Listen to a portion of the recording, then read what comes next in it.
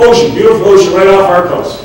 Why are we not using that? Why are not? Delaware is moving ahead on it. Massachusetts is moving ahead on it. We're not doing it, and this is why I continually raise the issue about Dominion Power. We've got to have a mandatory renewable energy standard. If we don't do it, folks, we're all wasting our time.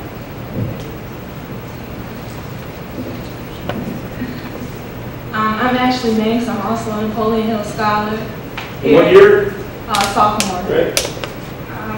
As the automobile manufacturers advance to electric cars beginning in 2010, and the consumer begins to purchase hundreds of thousands of all-electric or hybrids, what impact do you see on Virginia's ability to generate much-needed highway construction and maintenance funds?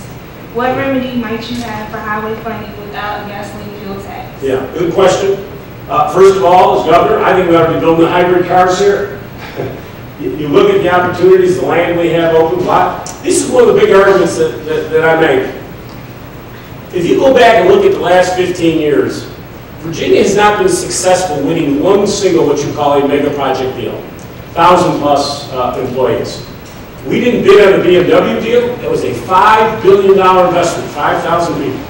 We didn't bid on ThyssenKrupp, the steel manufacturer. That was a $4 billion investment, 4,000 jobs. International Paper, Kia. I go to the whole litany of them. Now, Martinsville, 20% unemployment. You're telling me that they didn't want 5,000 jobs? You say, oh, well, Terry, you know, we didn't bid on it because it didn't make sense for us. We couldn't make money. How do you know if something makes money if you're not sitting at the table negotiating? Now, I'll negotiate every deal. If it doesn't make sense, you'll walk away. But we're not even at the table. You can't win a game unless you suit up and get on the field. We're not even at it. There's about 12 consultants who pretty much move all the major corporations around. They don't even ask Virginia for an RFP. We're not even on the list. That's a disgrace when we've got unemployment numbers the way we do. As governor, I'll compete for every deal. Now, that's why I got to win the House of Delegates and get some like-minded folks with me, because we don't give the governor any tools to negotiate with. As developing one of the first wind farms in the world, I have built 3 biodiesel facilities and biomass facilities myself. So this is something I've done in my private life, and I want to bring those skills, obviously, to the job as governor. Your next governor has got to create more revenue in order to jumpstart our economy here in Virginia. I want to put more money in education. I want to lower college tuition for you.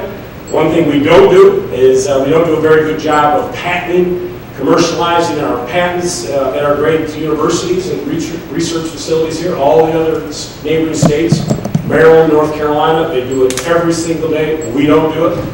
Florida has done $580 million worth of investments in patents at their universities. It's not that their technology and research is any better than ours. We just don't do it here. We're not able to streamline that process. As governor, I want to fix that. Half the money would go to our college fee reduction. The other half would go into the STEM fields for science and technology, engineering, and math, in order so we can continue to build what I consider absolutely critical as a workforce for the future.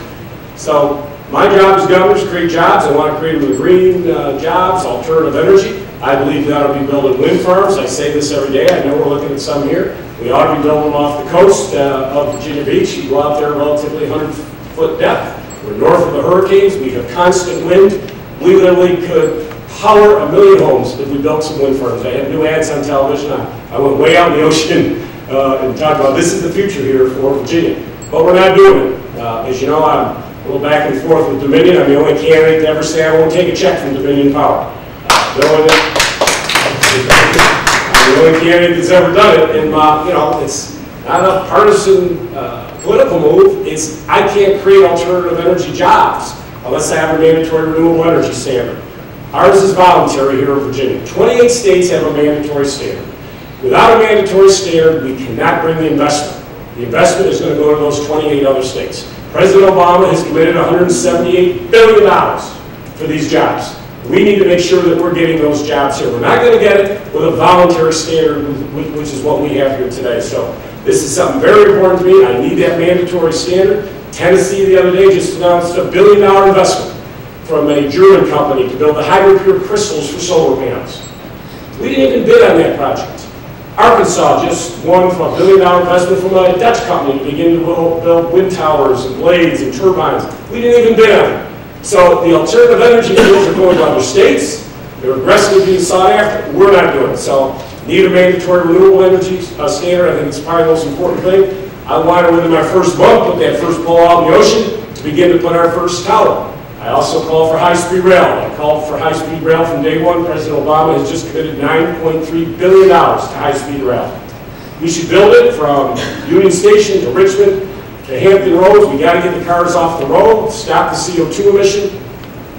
We'd create 176,000 jobs, 1,000,001 cars off the road. These are the things I think we need to be focused on as government. That's what I want to do every single day. Green jobs, alternative energy, because I want to put more money in education. You are the workforce of the future. I know how to create jobs. I'm the only candidate running who has created thousands of them. I know how to do it. I need the tools to do it, but I want to put money in education. I want to put money in healthcare, and I want to put money in transportation. And that's why I'm running for governor. I want to help people, and I think that the way of the future is through alternative energy and green jobs. As governor, I'll make us #1 on alternative energy and green jobs. I will fight every day. I will call President Obama every 5 minutes, tell him I have some new project in Virginia. I don't want my fair share. I want more than my fair share as governor.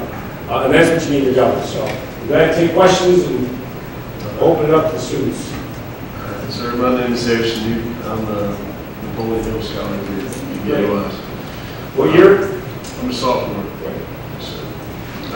With the policy to drive alternative fuel sources to reduce carbon emissions and to begin to comply with new international climate treaty, what ideas do you propose to ease the economic transition burden in the region of the state that has supplied fuel for Virginia's energy needs for more than a century via coal? In other words, how do you endeavor to transform coal miners into diversified energy workers of the future? Yeah, great question. And that's what we should be focused on. We get 50% of our electricity today is generated by coal. There's a lot of investment being made. As you know, President Obama has just committed up to $10 billion for the carbon sequestration. We'll see where it goes. He's put a lot of money into that. I've talked to a couple of you privately, are looking at different technologies. We'll see where we go on coal. But I believe the future is what I talk about on alternative energy. If we can provide the electricity for 1 million homes by building wind farms, we should be doing that every single day. Why are we one of the few states that does not offer one single tax incentive for a homeowner to put a solar panel on the roof? That's crazy. We should allow tax credits for solar. Biomass, biodiesel. Virginia Tech has developed some great technology. People laugh at me all the time because I talk about chicken waste every day. I get excited about chicken waste. We have 500,000 tons of it here in Virginia. We've got 898 poultry farms. What happens today? It leaches into our watersheds in the Chesapeake. That's why we're not producing any more oysters in the Chesapeake. We've killed a lot of what goes on in the Chesapeake. We've got to end that. We can literally take chicken waste or lumber or anything. We can literally convert that into energy. That much chicken waste could convert into 40 megawatts of power, which could light up 40,000 homes. That, I think, is the way to the future. These are what I call sustainable jobs for the next 50 or 100 years. So we need job training. We need folks who work in the coal industry today to make sure they're up on the latest technologies. And those who can come up with the most sophisticated technologies as it relates to coal, we're going to create thousands of jobs if we can capture that market. We all know that China has built a new coal plant every 8 days. That's just a plain fact. So we better start working on the technologies to make sure we can get as clean as coal as possible, those technologies, because people are going to put them. China is not going to stop building these coal facilities. So if we can come up with technology so people in the coal business today, we should be investing, research, technology, and doing job training to flip that over. I just soon have some of the folks working in the coal fields begin to build towers and blades and turbines for wind farms. Look what's happening in Texas. I had a long chat with T. Boone Pickens the other day. Known T. Boone for years. Here's Texas. They have more oil than any other state in the country, and yet they've developed more wind energy than anyone else. They get it. Here we are. We've got the ocean, beautiful ocean right off our coast. Why are we not using that? Why are not? Delaware is moving ahead on it. Massachusetts is moving ahead.